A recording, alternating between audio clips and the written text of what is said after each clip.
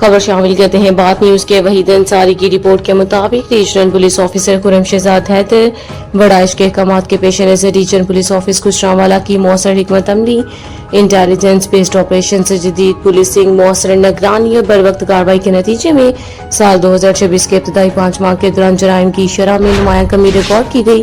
جرائم کے خلاف مال میں خاطر خواہ کمی سامنے آئی ہے۔ سال 2025 میں ڈکیتی کے 65 مقدمات کے مقابلے میں سال 2026 میں صرف 8 مقدمات رپورٹ ہوئے، جس سے 88% کمی ریکارڈ کی گئی۔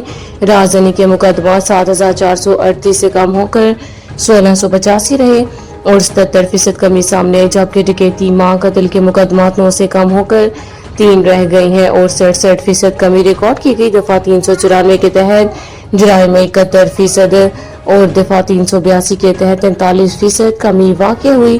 جھپٹا اور نوسربازی کے واقعات 660 سے کم ہو کر 401 رہے اور 39% کمی ریکارڈ کی گئی۔ گاڑیاں چھیننے کی وارداتوں میں 95% کمی، جبکہ موٹر سائیکل چھیننے کے واقعات 1298 سے کم ہو کر 295 رہ گئے اور 77% کمی آئی۔